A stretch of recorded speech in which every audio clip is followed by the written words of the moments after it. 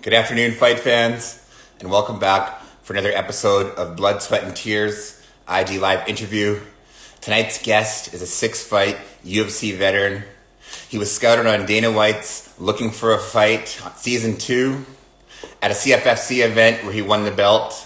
Dana White claimed he had no personality. Well, today I'll be the judge of that.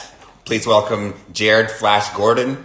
We'll let Jared sign in and we'll be underway shortly. Thank you for everyone tuning in now and later.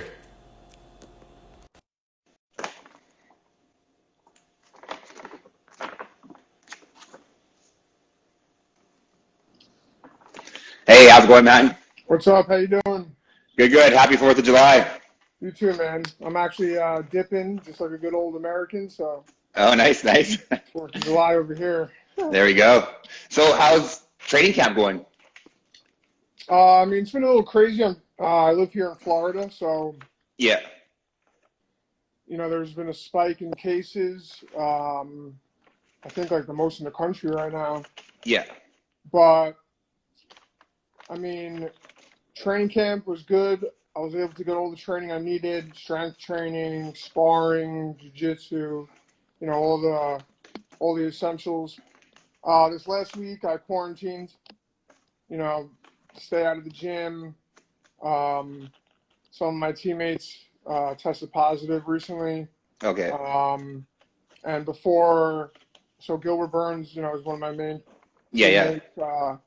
Obviously, he had to pull out of the fight. But like a week or so ago, other people around us were testing positive. So I actually went and got tested. I was negative. So I decided I should play it safe. I know I'm negative, so yeah. there's no reason for me to be in the gym right now. I'm not going to get any better in a week. All I got to do is lose the weight, stay healthy, and wait to leave. I leave tomorrow morning Okay. to Vegas. So this last week's been a little crazy. I had to, dodge and weave COVID. I actually got tested again yesterday. I was negative again. So I actually had like 5 or 6 tests, including one antibody test, and they were all negative within the last 2 weeks. Crazy. Because, I was getting scared, man. Like, I would go get tested, negative, and then I'd go back to the gym, and then I'd hear something, and I'd be like, oh, let me get tested again. And so right now I'm good to go. I'm just waiting to leave tomorrow morning. I'm going to get one more workout in a little later on and get on that plane, not touch anything, wear my mask, and get my negative result in Vegas, and then fly to Abu Dhabi. Oh, nice. So what do you think of your opponent, Chris Fishgold, obviously, then? I think he's a tough guy. He's got some talent, he's got good record.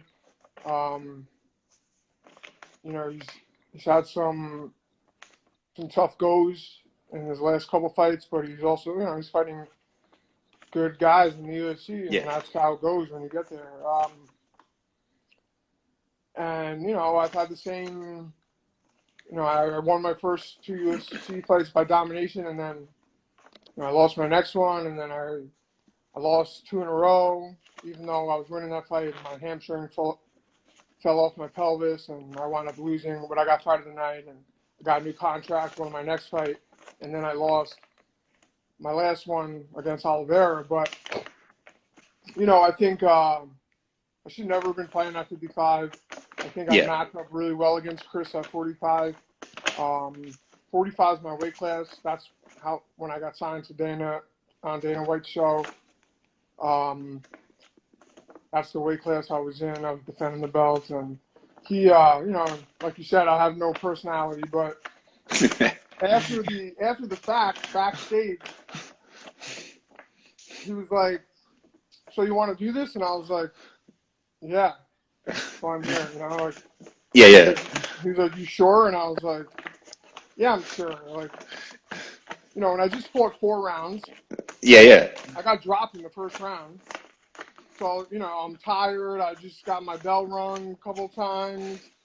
And he's like telling me I got no personality, or he says that I have no personality. But I knew that I was going to get signed, and I knew I belonged in the UFC, and I know I Yeah. had the skill set to be there and compete with the top guys. So, I mean, for me, like, I think he wanted me to like get on my knees and cry and be like, Yeah, yeah.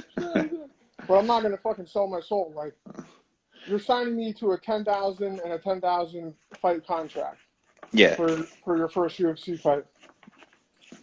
It's not like you handed me $1 million in cash. Yeah. You know what I mean? And I was like, oh my God, Dana, you're the fucking man. And I'm, Like you he know, changed your life. Oh, sorry. Yeah, he changed your life in the regard that, yeah, you got a UFC contract, but it wasn't like you could just quit everything else. right, which I already knew. I belonged in the UFC. I knew I would get there. And he's like, oh, you got no personality. And then I watched like the next couple of episodes. There was one the next weekend after me, and the kid was crying. I'm not gonna fucking cry to you, Dana. Like, I get it, it's the TV show, but come on, bro. Give me $100,000 in cash and I'll be happy. But you Yeah. want me to fight a fight for 10 and 10, and it's like I have the possibility of winning 20 grand. I could have lost that fight and I only made 10 grand after taxes and everything, and paying my coaches. You're left with like $4,000 or something. So Yeah. but you get it. Well, like you said, when you have the mindset and mentality that you already manifested it, you already knew that you are a UFC caliber fighter, you deserve to be there. So in reality, you were already a UFC fighter in your mind, so there was no excitement needed. You know what I mean? Yeah, I mean, like, I knew I was going to win, and I knew that I was going to get signed, and he was like, you sure you want to do this? And I was like, nah, I'm good. You don't got to sign me, or I pass. But whatever, man. Like, I know I have a personality, and I know that, I've shown my whole life story. Like, Yeah, yeah. I'm not worried about, what he said that night. So I know you weren't happy with your last performance against Charles Oliveira. What could you take away from that loss and just that whole experience? So, I mean, I stepped up to fight him. I was supposed to fight another guy. He pulled out, and he was very similar to Charles. Tall guy, like 6'1", and same really good jiu-jitsu, Leo Santos, and really good striking, good kickboxer, tall, lanky. So when he pulled out, they offered me Charles Oliveira. I was like, well, if I'm going to fight this guy in his hometown, I'll fight Charles Oliveira in his hometown too, because it's my opportunity to make a name for myself, put myself on the map, and if I win, I'll be ranked. Yeah. So I felt great mentally, backstage, the whole week leading up to, fight. I fought in Sao Paulo before against a Brazilian, and Jose Aldo cornered against me. So, I mean, like, that was pressure, and I went out there and I dominated that fight. Obviously, the Oliveira fight didn't go that way. I was doing, I felt great mentally, like I said, backstage, going to the cage, waiting for Charles to come out. I felt great. The crowd booing you. You're the enemy when you go to Brazil and fight a Brazilian. Yeah. So, mentally, I gained so much. Being the bad guy, going to the hometown, which I've done before anyways. I've done that multiple times, fighting guys in their hometowns. So that's nothing new. But, I went out there and I was imposing my game plan. I remember I threw a knee slide fake, and he like flinched hard and he closed his eyes and like he kind of like, and I was like, so I knew like, all right, keep going forward. I landed some jabs, and then we both threw right hands, and I zigged and he zagged, and he caught me on the button, and I fell down. I got up, he hit me with the uppercut, and the ref stopped it, whatever. But I fought a ranked guy in Charles Oliveira who just finished Kevin Lee. He's on a 6-fight finishing streak. So, if I'm willing to get in there with him, I'll fight anyone. I don't give a shit. Yeah, so that's good. I mean, how many better guys are there than Charles? Most submissions wins in UFC history. He's knocking guys out. I mean, but the thing is, at 55, I'm able to win fights at 55 when I'm clearly the better guy. I might not be bigger. I'm never bigger than them at 55. I'm always a smaller, shorter guy. So,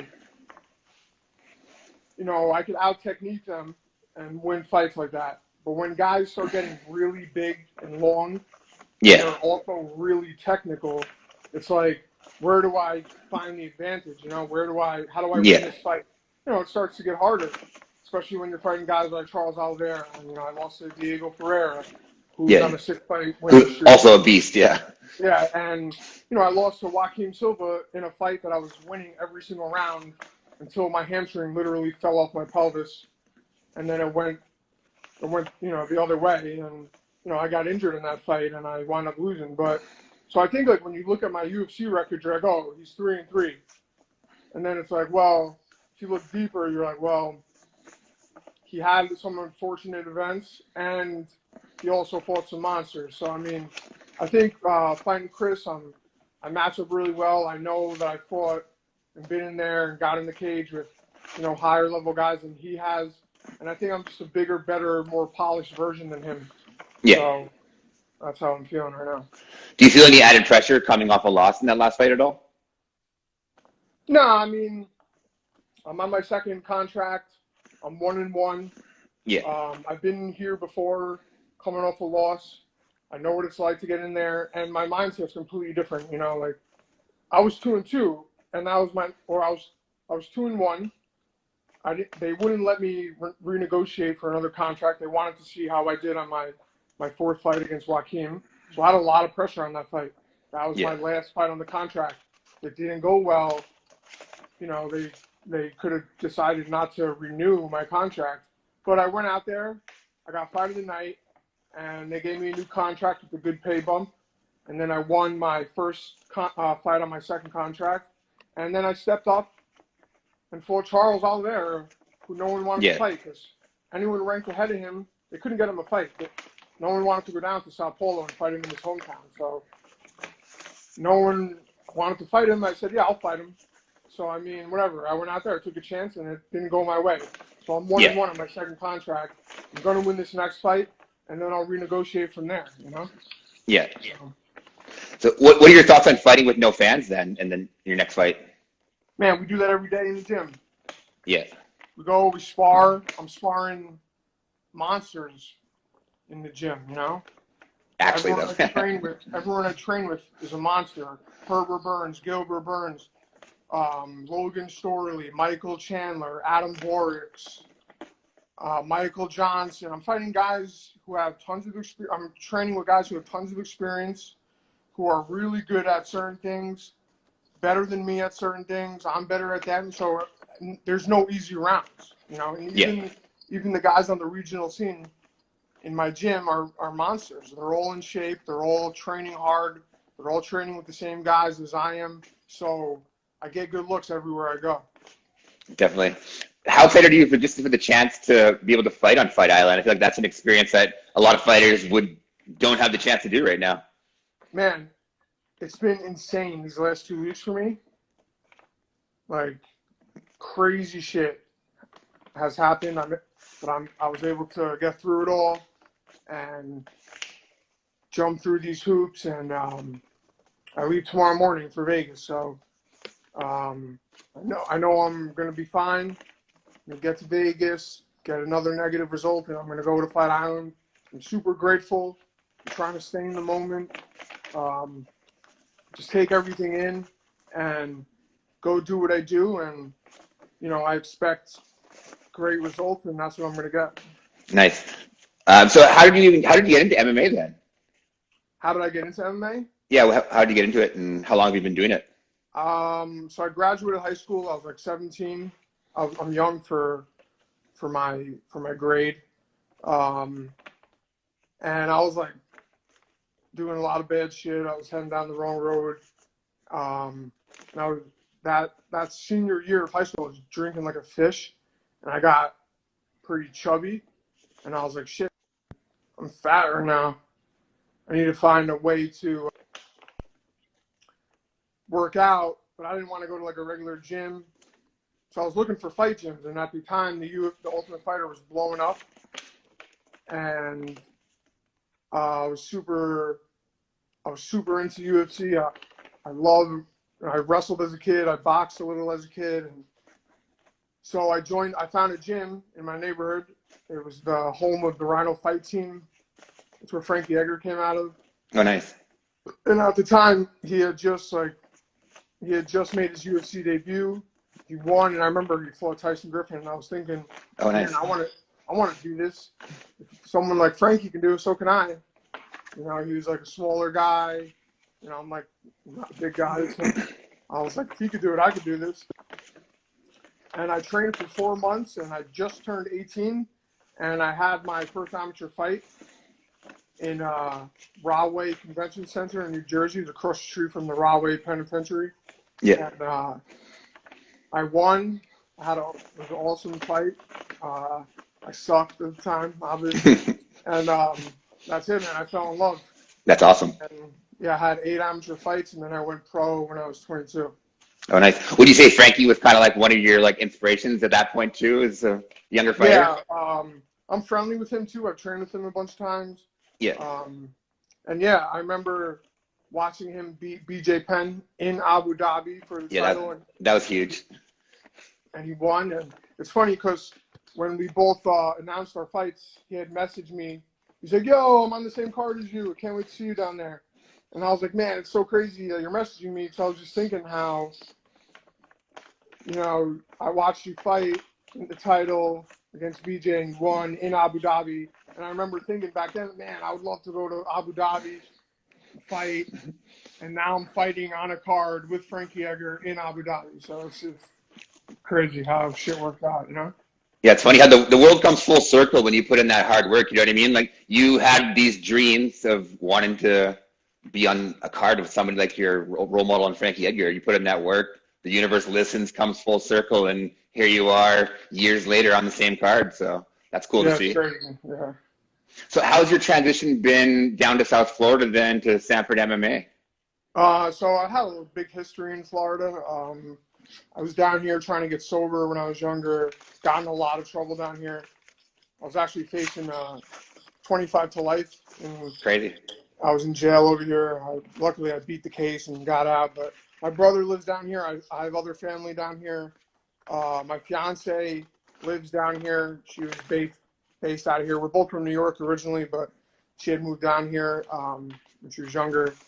Started dating. So I was training at Rufus Sport, and it was just too much on the relationship, like the traveling back and forth from New York, Milwaukee to Florida. So I just decided to make the move full time down here. I trained here when I was like 20, 21 years old.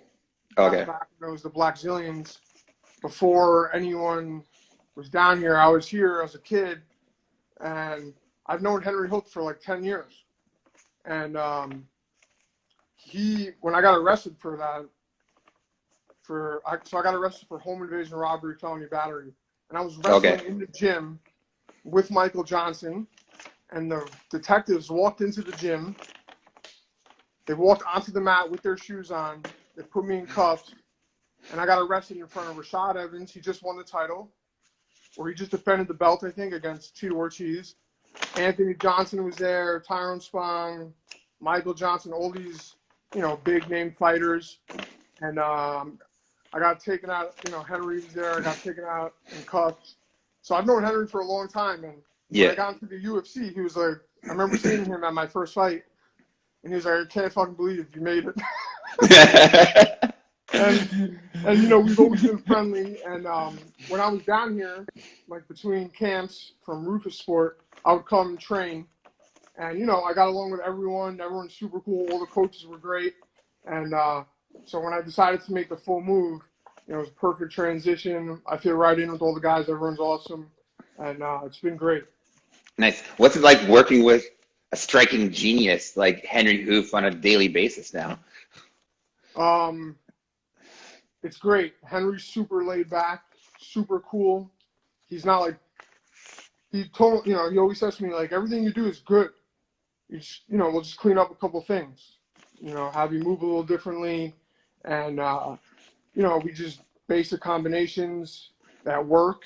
And, obviously there's fancy moves in MMA, but, the stuff that works is the basics. So I've just been working on certain things that he, implements, and, he tailors everything to each guy. Everyone's different. and we've been working on some stuff, and it's been easy transition. So it's been I really love it. That's nice. That's awesome. It's one of the best gyms I feel like in the world right now. So, For sure. so a win here. How quickly would you want to get back in the octagon, and where would that put you in the featherweight division? Do you think? I mean, I don't think it's going to do anything great for my career as far as like, I mean, it's good for my career. Yeah, Obviously, yeah, every obviously. time you fight and win, it's good for your career. But I mean, it's not going to like propel me. But it's my first time going to 45 in 3 years, so I think it's a great matchup for me to go down into featherweight and see how I feel. Get a win under my belt, make some money, and I would like to get in there soon. As long as I'm healthy. Yeah. And not injured, whatever, just get back in there and keep the ball rolling and work my way up the ladder, just like I have with every other thing I've done. Definitely. So obviously from our previous talks, like, and even today, we talked about your sobriety. So how long have you been sober, actually? I just made 4.5 years. Oh, nice. Awesome. I was a IV, heroin, cocaine, crack, anything I could put in a needle, Molly, I would shoot it in my arm. Okay. It took me a while to get my shit together. I had some stints of sobriety, like 2 years, 1 year, and I would relapse. I would have surgery or whatever. And I had some pretty bad surgeries, and I would relapse when I would take the pain meds. But now, with God, I'm able to control it and rely on Him when shit gets rough.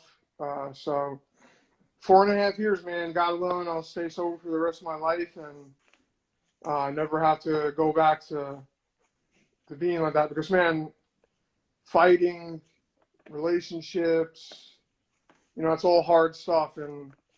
But it's stuff that as humans and as people, we should be able to cope with and deal with on a regular basis. But when you're shooting heroin, Yeah. and you're shooting cocaine and you're in psychosis and you're fucking robbing people and selling drugs, because that's what you got to do to maintain that lifestyle. Yeah. It's impossible for you to sustain that for a long period of time. Definitely. Like, congratulations on your 4.5 years of sobriety there. I just got 6 months, I think, 5 days ago. I had 11 years before, but like this time I feel much better. I've been doing the 12-step program this time and reaching out with counselors and such. Whereas last time I kind of just did 11 years on my own and kind of had the ego was like, oh, I could do it by myself, and it eventually didn't work.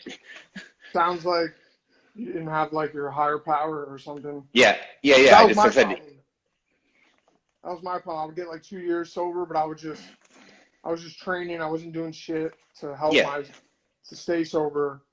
So, you got to keep all that shit up front. So would you say like all the breaking and entering and then getting arrested, was that one of the initial reasons that led you to quitting then, or? No. I got arrested. I got out of jail, and that night I had my first overdose, actually. So that wasn't my wake-up call at all. For me, it was just I was just on a really bad run. I was living on the street. I was living in hotels. I was like robbing drug dealers, and I was, I had people after me, and I was in like psychosis every day. The amount of drugs that I was doing, I was just not here on this planet mentally, and I was mentally exhausted. I was mentally drained, and I had another overdose, my third overdose, and I went to the hospital. I was there for like a day. I woke up a day and a half later, and that was Christmas Eve. I overdosed in 2015, and I got out on the 26th. I got high again. I went to detox that night, and I remember being in the detox, and it snowed like 4 feet that night in New York and Queens. And I remember watching the snow pile up, but it was like so warm and nice in the detox. They were giving me like good drugs to come off of, and I was just, I remember thinking like, holy shit, I'm so grateful to be here, be safe. And I was just defeated. I just had enough. And that was it, man. I found God again. I had, I did the 12 steps. I had a sponsor, and I just put the work in, and that was it, man. I've been going strong ever since. And then about a year later, I got signed to the UFC. That's awesome. It's beautiful when you see people who everyone goes through struggles and hardships. When you can see someone overcome something such as drugs and addiction, and then turn that into a successful UFC career, it's amazing to see. Thanks, bro. I mean, I'm just trying to fucking live my life and be happy, you know? Definitely. I feel like love and happiness is the answer to everything. Sure, definitely. So what advice would you have for anyone who is battling alcohol or drugs and addictions and that might be afraid to take that first step? Well, I would say look at your life, see how it's going, and obviously if you're living that lifestyle, you're probably not having a good life. So, I'm sure anyone at that point wants to change their life. You just got to be willing. Most people are able.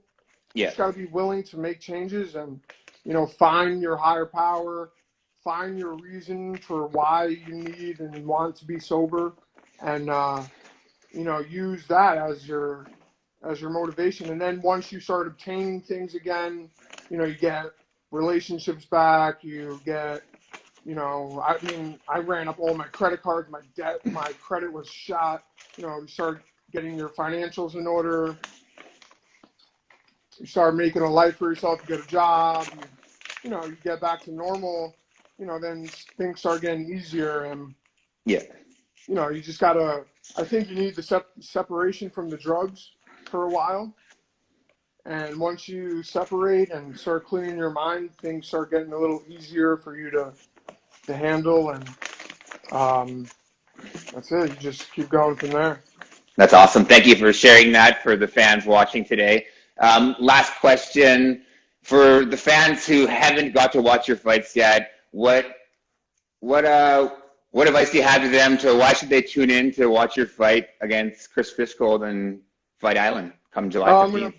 I'm just going out there. I'm going to put the pressure on them. I'm going to bring the violence, and I'm going to go out there and get the W any way I can. And it's going to be fun, exciting. Obviously, Fight Island in itself is going to be fun to watch unfold. Yeah. So, it's the only sport on TV right now in America. So, you're awesome. Probably not going to be watching too much else. So, you might as well join and, join into ESPN and have a good night.